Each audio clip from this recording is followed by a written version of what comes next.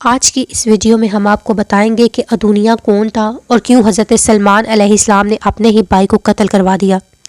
یہ اس بدبخت شخص کی داستان ہے جس نے دنیاوی مفاد اور تخت و تاج کے لالچ میں اللہ کے ایک جلیل القدر پیغمبر کی نافرمانی کی، جس کی پاداش میں وہ اپنے عبرتناک انجام کو پہنچا۔ یہ قصہ ہے اللہ کے نبی حضرت داؤد علیہ السلام کے بیٹے اور حضرت سلمان علیہ السلام کے بڑے بھائی ادونیہ کا، جو حضرت داؤد علیہ السلام کی بیوی بہت کے بدن سے تھا۔ یہ ایک انتہا خوبصورت، سراپی اور مضبوط جسم کا مالک انسان تھا اور دنیا کی ابتدا ہی سے یہ خواہش تھی کہ وہ سلطنت اسرائیل کا بادشاہ بنے اور ریاستی معاملات اپنے مطابق چلائے۔ اگرچہ حضرت داؤد علیہ السلام نے اپنی زندگی میں ہی حضرت سلمان علیہ السلام کو ملک اسرائیل کا اگلا بادشاہ نامزد کر چکی تھی، جو ان کی بیوی بسابا کے بطن سے تھے۔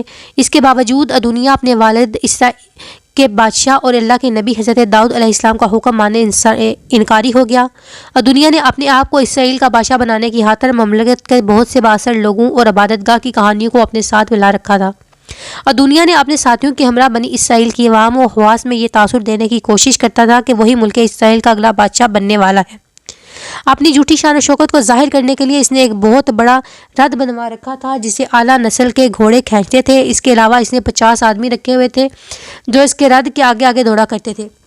ادونیہ کی اس جھوٹی شان و شوکت اور درباری امراء کے ساتھ اس کی وابستگی کو دیکھ کر قوم بنی اسرائیل میں بھی یہی تاثر جاتا تھا کہ ادونیہ ہی ملک اسرائیل کا اگلا بادشاہ بننے والا ہے۔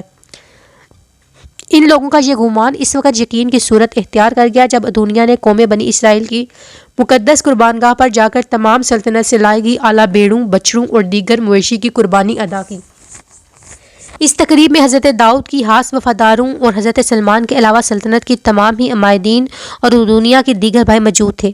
یہ وہ زمانہ تھا کہ جب حضرت داؤد علیہ السلام اپنی ضعیف العمری اور شدید بیماری کے باعث بستر مرگ پر تھے۔ نامی نرس آپ کی خدمت پر مامور تھی۔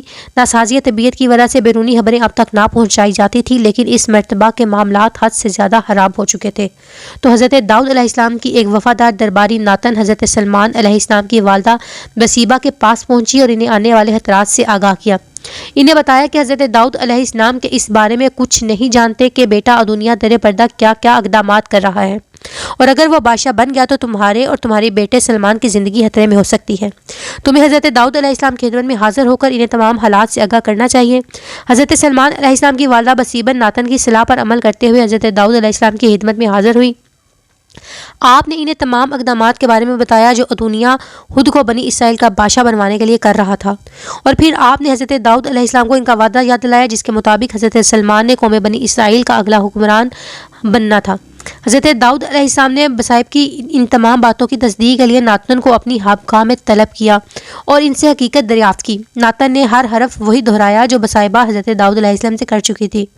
لہٰذا حضرت داؤد علیہ السلام نے اپنے تمام وفاداروں اور خاص ساتھیوں کو طلب کیا اور انہیں حکم دیا کہ حضرت سلمان علیہ السلام کو کی چشمی پر لے جا کر انہیں بحیثیت بادشاہ غسل دیا جائے۔ یعنی حضرت داؤد علیہ السلام نے حضرت سلمان علیہ السلام کی بادشاہت کا اعلان کر دیا۔ تاج پوشی کی رسومات سے فارغ ہونے کے بعد حضرت سلمان علیہ السلام اور حضرت داؤد علیہ السلام کے وفادار عمائدین بانسریاں اور بغلے بجاتے ہوئے شہر میں داخل ہوئے۔ اسی دوران ادونیہ اور اس کے ساتھی ایک دعوت نوش کر رہے تھے۔ جب ادونیہ نے یہ آوازیں سنی تو کاہن کے بیٹے سے دریافت کیا کہ یہ شور شرابہ کیسا ہے۔ اس نے ادونیہ کو بتایا کہ حضرت داؤد علیہ السلام نے حضرت سلمان علیہ السلام کو قوم بنی اسرائیل کا اگلا بادشاہ چن لیا ہے۔ یہ سنتے ہی ادونیہ کی دعوت میں آئے تمام مہمان ایک ایک کر کے وہاں سے کھسکنے لگے۔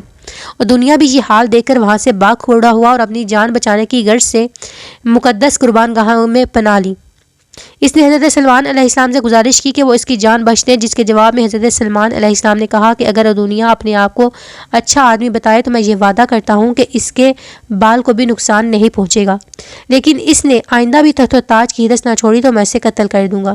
یہ کہہ کر ادونیہ نے وقتی طور پر تو اپنی جان بچا لی، لیکن وہ اب بھی اپنے آپ کو بنی اسرائیل کا حقیقی بادشاہ تسلیم کرتا تھا۔ کچھ عرصے کے بعد ادونیہ نے ملک و اقتدار پر قبضہ کرنے کی کوششیں اثر نو کر دی۔ اس مرتبہ وہ حضرت سلمان کی والدہ کے پاس حاضر ہوا اور ان سے کہا وہ نامی اس لڑکی سے شادی کرنا چاہتا ہے جو حضرت داؤد علیہ السلام کی آخری دنوں میں ان کی خدمت گزاری پر مامور تھی۔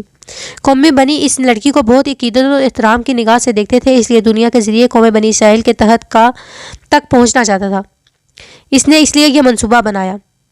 بت صاحبہ اس کی گزارش لے کر اپنے بیٹے حضرت سلمان علیہ السلام کے پاس حاضر ہوئی اور انہیں دنیا کی سائے سے آگاہ کیا۔ حضرت سلمان علیہ السلام جنہیں خدا نے حکمت و دانائی سے نوازا تھا، وہ فوراً دنیا کا شر انگیز منصوبہ سمجھ گئے اور آپ نے قتل کے احکامات جاری کیے۔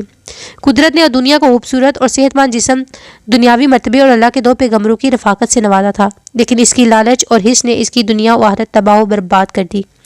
اللہ تعالیٰ سے گزارش ہے کہ وہ ہمیں سیدھے راستے پر چلنے کی توفیق عطا فرمائے، آمین۔